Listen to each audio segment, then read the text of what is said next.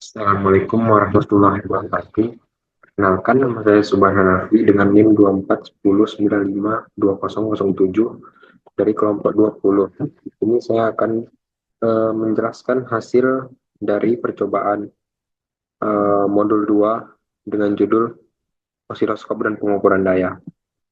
Langsung saja, pada praktikum hari Selasa tanggal 11 Maret 2025 kami melakukan pengukuran daya dan mengamati gelombang pada osiloskop.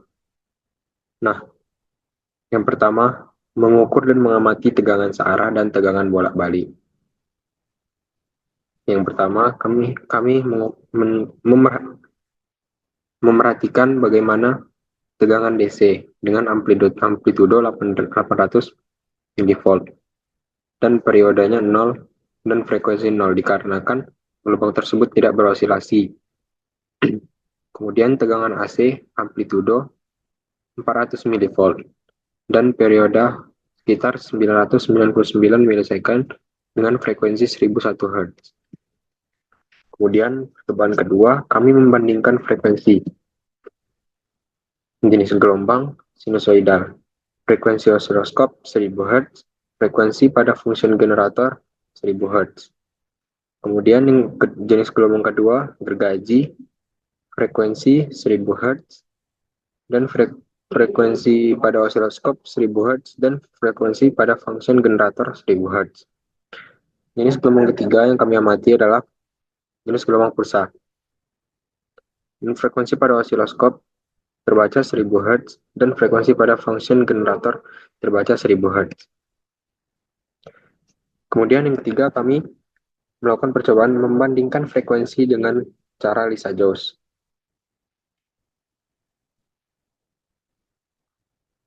Dapat kita lihat perbandingan frekuensi 1:1 dengan frekuensi generator A 1000 Hz, frekuensi generator B 1000 Hz, dan kami mengamati bentuk dari gambar Lisa-Jones-nya.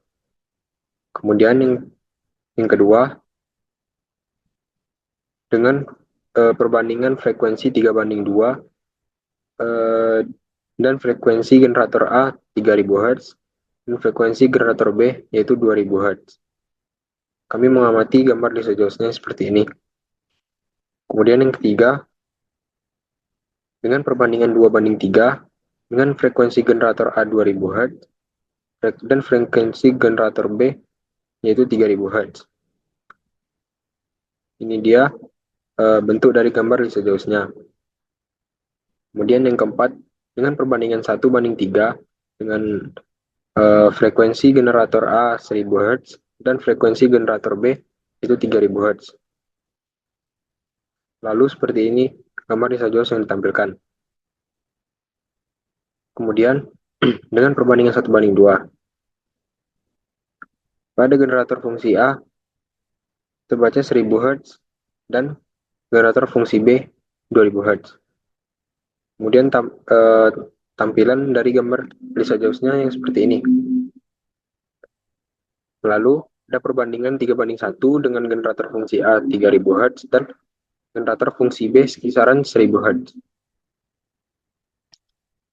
Lalu yang terakhir, dengan perbandingan 2:1 dengan generator fungsi A 2000 Hz dan generator fungsi B dengan 1000 Hz. Seperti ini gambar Lisa-Jones yang ditampilkan. Lalu keempat, kami melakukan pengukuran daya beban lampu seri. Dengan beban satu lampu, daya yang terukur 0,75 watt, total 1,452 volt, di total 260 mA, dan daya yang terhitung kisaran 0,377 watt. Kemudian dengan beban dua lampu, daya yang terukur 1,5 watt, V total 1,468 volt, di total 200 mA, daya terhitung 0,2936 watt. Kemudian dengan beban 3 lampu, daya yang terukur 2,75 watt, V total 1,478 volt, di total 180 mA, dan daya terhitung 0,266 watt. Kemudian yang terakhir kami melakukan pengukuran daya beban lampu paralel. Dengan beban satu lampu, daya yang terukur 0,75 watt, V total sama dengan 1,478 volt, I total sama dengan 260 mA, dan daya terhitung 0,384 watt. Dengan beban dua lampu, daya yang terukur 1,5 watt, V total 1,448 volt, I total 500 mA, dan daya terhitung 0,724 watt. Dengan beban tiga lampu, daya yang terukur 2,25 watt, V total sama dengan 1,410 volt, I total sama dengan 350 mA, dan daya terhitung kisaran 0,4935 watt. Kemudian kita masuk pada prinsip kerja. Pertama, kalibrasi oleh osiloskop.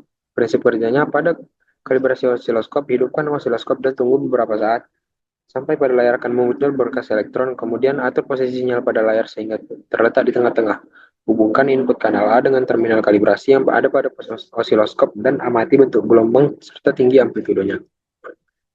2. Mengukur dan mengamati tegangan searah dan tegangan bolak-balik. Prinsip kerja pada rangkaian ini, sumber DC atau power supply sebesar 4 volt dihubungkan dengan kanal B pada osiloskop untuk mengamati dan mengukur tegangan dari arus searah. Dan untuk grafik sinusoidal, dari signal generator diatur frekuensi sebesar 1 kHz dan tegangan 4 VPP. Lalu dihubungkan dengan kanal A pada osiloskop, sehingga jika rangkaian dijalankan, maka grafik dari osiloskop dapat diamati. Ketiga, mengukur dan mengamati frekuensi. Prinsip kerja, pada pengukuran frekuensi dengan function generator atau sinyal generator dan osiloskop di sini. Output dari function dihubungkan ke input kanal A dengan frekuensi tertentu. Nantinya, jika di running, program ini akan menghasilkan bentuk gelombang pada osiloskop. Frekuensi yang terbaca pada generator ini dapat dibandingkan dengan frekuensi yang terbaca pada osiloskop dengan cara gelombang yang terbaca di osiloskop dicari terlebih dahulu periode, setelah itu didapatkan frekuensi dengan rumus 1 per T, hingga akhirnya dapat dibandingkan frekuensi yang terbaca pada function generator dan frekuensi yang terbaca pada osiloskop. Keempat, membandingkan frekuensi dengan cara Lisa Jones. Prinsip kerja, rangkaian ini menggunakan dua buah function generator yang masing-masing dihubungkan pada kanal A dan kanal B dari osiloskop. Sinyal yang tidak diketahui dihubungkan pada input A, dan sinyal yang dapat dibaca dihubungkan pada kanal B. Atur frekuensi pada kanal A sampai terbentuk seperti salah satu gambar 2.1 yang ada pada modul. Kemudian amati perbandingan frekuensinya. Kemudian yang terakhir, mengukur daya satu fasa. Prinsip kerja dari kedua rangkaian ini adalah dengan membuat rangkaian seperti yang terdapat pada modul. Di antaranya yaitu rangkaian lampu seri dan rangkaian lampu paralel. Kemudian masing-masingnya diberikan beban sebesar 25 watt dan dijalankan, barulah dapat diukur daya yang terbaca pada wattmeternya. Kemudian dari hasil analisa saya, yang pertama, mengapa perlu dilakukan kalibrasi sebelum osiloskop digunakan? Yang pertama, untuk memastikan keakuratan pengukuran. Yang kedua, kompensasi probe osiloskop. Yang ketiga, menghindari kesalahan sistematis. Keempat, menjamin konsistensi hasil pengukuran. Yang kelima, mendeteksi kerusakan atau penyimpangan alat. Yang keenam, mematuhi standar dan regulasi. Kedua, jelaskan perbedaan tegangan AC dan DC pada osiloskop berdasarkan amplitudo, frekuensi, dan periode. Nah, berdasarkan amplitudo tegangan AC, amplitudo berubah secara periodik dari nilai positif ke negatif mengikuti bentuk gelombang tertentu. Sedangkan pada tegangan DC, amplitudo tetap konstan dan tidak berubah terhadap waktu. Pada frekuensinya, tegangan AC memiliki frekuensi tertentu yang menunjukkan jumlah siklus per detik dalam Hertz. Sedangkan tegangan DC tidak memiliki frekuensi karena tegangan selalu konstan dan tidak berosilasi. Untuk periode, tegangan AC memiliki periode, yaitu waktu yang diperlukan untuk menyelesaikan satu siklus penuh dari gelombang. Sedangkan tegangan DC tidak memiliki periode karena tidak terjadi perubahan siklus. Ketiga, jelaskan macam-macam bentuk gelombang berdasarkan generator fungsi dan frekuensi.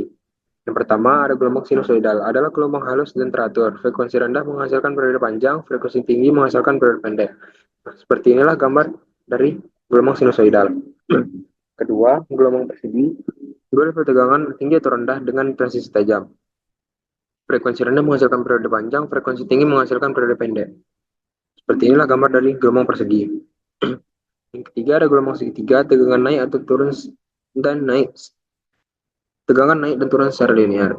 Frekuensi rendah menghasilkan puncak lebih lebar, frekuensi tinggi menghasilkan puncak lebih rapat.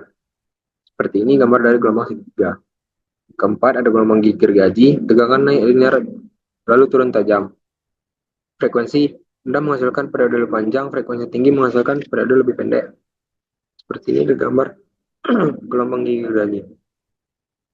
Yang keempat, kemudian membandingkan nilai daya yang terukur dan nilai daya yang terhitung pada pengukuran daya beban lampu seri. Kemudian, hasil dari nilai yang terukur pada rangkaian seri berbeda dengan nilai daya yang terhitung. Hal ini disebabkan oleh kesalahan praktikan saat melakukan pengukuran dan kekeliruan dalam mengkalibrasi alat sebelum melakukan praktikum.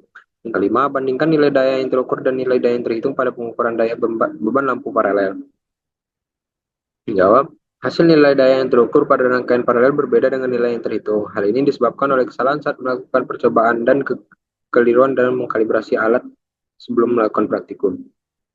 Mungkin itu saja dari saya. Kurang lebihnya mohon maaf. Assalamualaikum warahmatullahi wabarakatuh.